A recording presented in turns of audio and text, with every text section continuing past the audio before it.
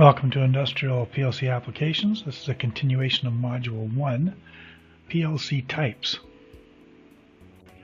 As microprocessors became cheaper, faster, smaller, and yet more powerful, it was natural that PLCs would evolve to take advantage of the greater operational capabilities of the newer generation CPUs. Each generation added features while getting smaller and more energy efficient. Now there are a wide range of PLCs available. Modern PLCs now fall into three basic types. You have fixed, which are used for small-sized applications; modular, generally used for medium-sized, more complex applications; and distributed, used for large-sized, extensive applications spread across multiple locations or multiple PLCs and machines. This course will only deal with fixed PLCs. Within the fixed category of PLCs, there are different sizes. Pico-sized PLCs, or sometimes called bricks, are physically small in size but are inexpensive. They are limited to a fixed number of I/O devices connected to it, 16 I/O in the case shown. They are multifunctional but limited in programming complexity, including the number of lines of logic and functional selections. They're also limited to the types of signals they can transmit and receive, usually restricted to on and off, in other words, discrete I/O. Compact or micro PLCs are a step up in size from the Pico range, but are still compact in size. Many offer some expansion capabilities, like extension modules that are added to handle additional field devices. The total I/O in this case is increased up to 320 I/O points, and the complexity of the programming may be greater than the Pico-sized unit. For example, more rungs of logic and greater variety of functions. They may also offer more types of signals that can be transmitted or received, such as high-speed pulse counting or analog input and output. The larger format may also increase the number of ways you can communicate with the unit, such as RS-232, Data Highway 485, USB, Ethernet, Modbus, and more.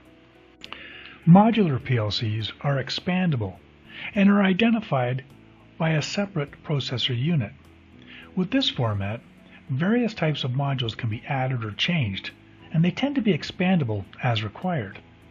This also means that a greater number of devices can be connected to the processor, up to 2,500 I/O points, and greater programming complexity, since they also have an expanded instruction set and greater memory.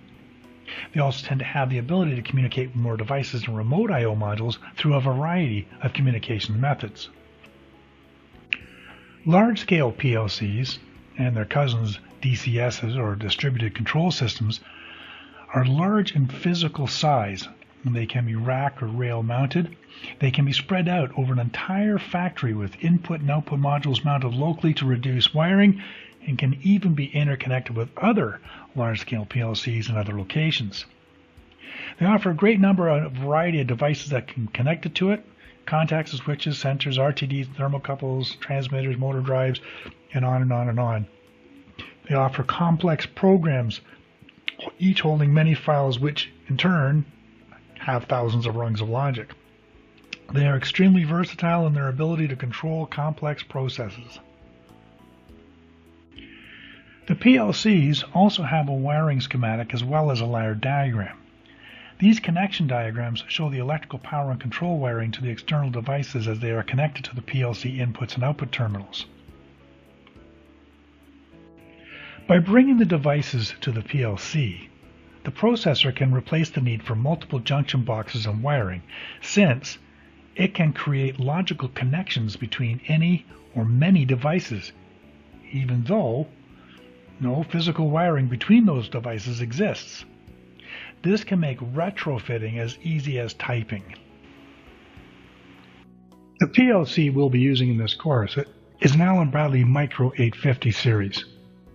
The Micro 850 is within the Micro PLC category, but its architecture and CPU allow for some additional I/O modules, including analog or continuously changing signals.